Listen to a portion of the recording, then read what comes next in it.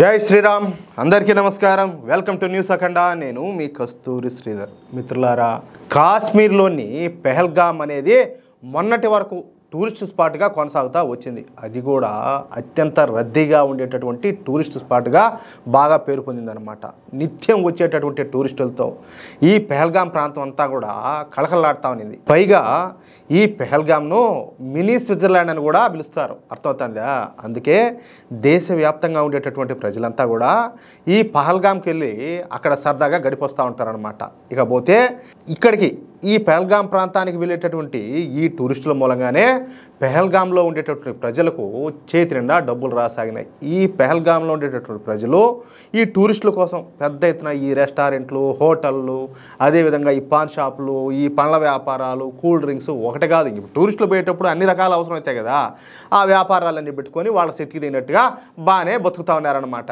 అలాగే గుర్రాల వ్యాపారులకు కూడా ఆ ప్రదేశంలో కావాల్సినంత డబ్బులంతా కూడా తెచ్చిపెడతా ఉంది ఎందుకంటే చాలా మంది టూరిస్టులు పోయిన వాళ్ళు ఏం చేస్తారు ఆ గుర్రాల మీద ఎక్కి సరదాగా అట్ట తిరుగుతారనమాట ఆ క్రమంలో వాళ్ళకు కూడా బాగా డబ్బులు వస్తూ అనేది అయితే పెహల్గామ్లో ఏప్రిల్ 22వ తారీఖున పాకిస్తాన్ ఇస్లామిక్ తీవ్రవాదులతో కలిసి ఇద్దరు కాశ్మీరీ తీవ్రవాదులు పెద్ద ఎత్తున ఈ తీవ్రవాద దాడులకు పాల్పడిన సంగతి మీకు కూడా తెలిసిందే ఈ తీవ్రవాద దాడుల్లో 26 మంది అమాయక హిందువులు అకారణంగా చనిపోయినారు అక్కడ టూరిస్టులు ఈ ముస్లింలా లేకపోతే హిందువులా అని చెప్పి తెలుసుకోవడానికి మన వాళ్ళకందరికీ ఫ్యాంట్లు ఇప్పదీసి వాళ్ళ అవయవాలు చూసి అర్థమవుతుందా లేదు వీళ్ళు ముస్లింలు కాదు హిందువులకి అని చెప్పి నిర్ధారించుకొని అప్పుడు వాళ్ళని చంపేశారు ఎంత దారుణమో ఇది ఒకసారి మీరే ఊహించుకోండి అందుకే ఈ తీవ్రవాదులందరికీ కూడా బుద్ధి చెప్పాలనే మన భారత ప్రభుత్వం ఆపరేషన్ సింధూర్ని అయితే నిర్వహించింది కానీ ఈ పెహల్గామ్ తీవ్రవాద దాడిని చేసే ముందు ఈ తీవ్రవాదులు పాకిస్తాన్ నుంచి ఏది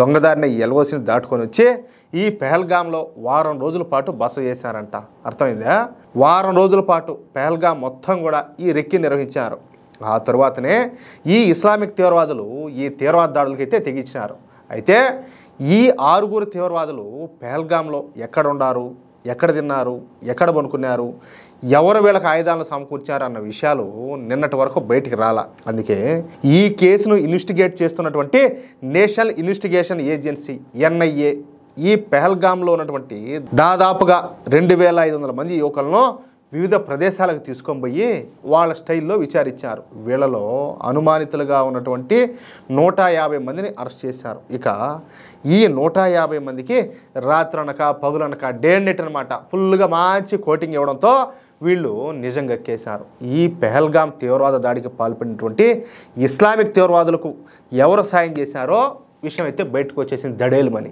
ఈ విధంగా ఈ తీవ్రవాదులకు సాయం చేసిన వాళ్ళు ఇద్దరన్న విషయం బయటపడింది వాళ్ళలో ఒకరి పేరు వచ్చేసి ఫర్వేజ్ అహ్మద్ జోతర్ అంట వీడు పెహల్గామ్కు చెందినటువంటి బట్కోట్ ప్రాంతవాసి ఇక రెండో వాడి పేరు వచ్చేసి బషీర్ అహ్మద్ జోతర్ ఎట్లా జోకర్ అని పెట్టుకోవాల్సింది ఈ మొండా కొడుకుల పేర్లు జోతర్ అని పెట్టుకున్నారు ఏంది వీళ్ళ బతుకు వీళ్ళు మనుషులు అంటే వీళ్ళ పాకిస్తాన్ వాళ్ళు ముడ్డినాకినా కూడా వీళ్ళ సిగ్గురాదు ఇప్పుడు వాళ్ళు వాళ్ళ దేశం కోసం చేస్తారు ఈయన కొడుకులు మాత్రం ఈడ మన దేశానికి ద్రోహం చేస్తారు ఇంక ఏం చేసే పాపమో వీళ్ళని మీరే ఒకసారి ఆలోచించండి వీడు వచ్చేసి పెహల్గామ్లోని హిల్ పార్క్ ప్రాంతానికి చెందినవాడు ఇక ఈ ఇద్దరు పేర్లు కూడా బయటకు రావడంతో ఇమ్మీడియట్గా మన NIA అధికారులు పెహల్గామ్కు పోయి వీళ్ళిద్దరిని అరెస్ట్ చేశారు అయితే తమ పేర్లు ఎక్కడ బయటకు వస్తాయనన్న భయంతో ఈ ఇద్దరు జిహాదీ ముండా కొడుకులు పాకిస్తాన్కు పారిపోవడానికి వీళ్ళంతా కూడా ప్రిపేర్ అవుతున్నారంట అదే టైంలోనే మన NIA అధికారులు అక్కడికి చేరుకుని వీళ్ళిద్దరిని కూడా రెడ్ హ్యాండెడ్గా పట్టుకున్నారు ఇక వీళ్ళిద్దరిని అరెస్ట్ చేసినటువంటి మన NIA అధికారులు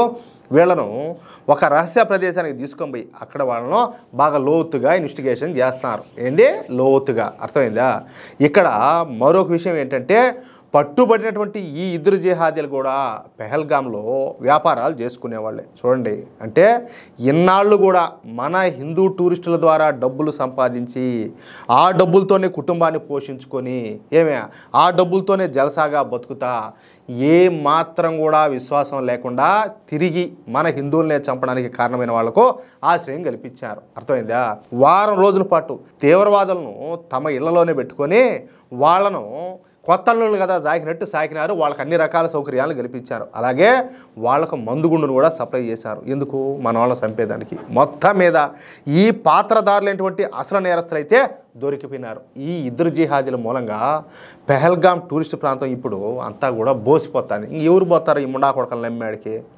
మన మీదనే ఆధారపడి పోతా మనల్నే చంపినారే, ఇంకెవరు నమ్ముతారు వీళ్ళని అంటాలే. సరే, టూరిస్టులు లేక ఆ ప్రాంతంలోనే వ్యాపారులంతా కూడా ఇప్పుడు లబోదిబోమని కొట్టుకుంటున్నారు. ప్రస్తుతం అక్కడ వ్యాపారులు అడుగు తినే పరిస్థితికి అయితే చేరుకున్నారు. స్వయంకృపరాధం అంతే. ఎవరి వల్ల అయితే 10 రూపాయలు సంపాదించుకుంటా ఉన్నారో, ఎవరి వల్ల అయితే కుటుంబాలు బతుకుతా ఉన్నాయో వాళ్ళ నాశనం చేసి ఎట్టుంటుంది అంటే ఇది ఈ మాదిరి ఉంటుంది. ఆ పాపం శాపమై తగలదా? నాశనం అయిపోవా బతుకులో? ఇప్పుడు అదే కదా జరుగుతుంది. అయ్యా, వాళ్ళ అవసరానికి ఇప్పుడు చాలామంది మనం చూస్తూ ఉంటాం. ఇక్కడ మన చుట్టూరు కూడా చాలామంది ఉంటారు. అంటే అందరినీ కూడా మనం ఒక ఘాటిని కట్టకూడదు.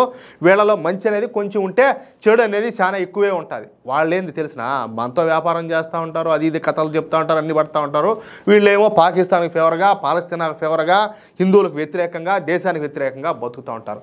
వాళ్ళతో వ్యాపారాలు చేసుకోవాలన్నా లేదా, వాళ్ళతో స్నేహంగా మెలగాలనా లేదా, ఎట్ట బతకాలి ఏందనేది మీ డెసిషన్కి వదిలేస్తున్నా. అది ఎట్టుండాలా, ఏం చేయాలనేది ఇంకంతే మీ ఇష్టం. ఇంకేం చెప్పాలా? ఏమి జరుగుతుందో ప్రతిరోజు కూడా 1-2 కాదు కొన్ని వందల వార్తలు వస్తూ ఉంటాయి దేశవ్యాప్తంగా. ఒరే స్వామి, జిహాదీగాళ్ళు ఏం చేస్తారనేది. అయినా కూడా మేము వాళ్ళ బొక్కలోనే పోయి పడతామంటే ఇంకా పడతామంటే పడండి, దానికి ఎవడు ఇంకా అంటున్నాడు, ఎవడు కాదంటున్నాడు. అది విషయం. మిత్రులారా, ఈ న్యూస్ కనుక మీకు నచ్చినట్లయితే ఖచ్చితంగా ఈ న్యూస్ నలుగురికి షేర్ చేయండి. అదేవిధంగా ప్రతి ఒక్కరు కూడా మీ యొక్క అమూల్యమైనటువంటి అభిప్రాయాలను స్పష్టంగా కామెంట్ రూపంలో తెలియజేయండి. ఇంకో విషయం ఏంటంటే, ఇంతవరకు మీరు కనుక మన ఛానల్ను సబ్స్క్రైబ్ చేసుకున్నట్లయితే ప్రతి ఒక్కరు కూడా మన ఛానల్ను సబ్స్క్రైబ్ చేసుకోండి, సపోర్ట్ చేయండి ప్లీజ్. జై శ్రీరామ్, జై హింద్.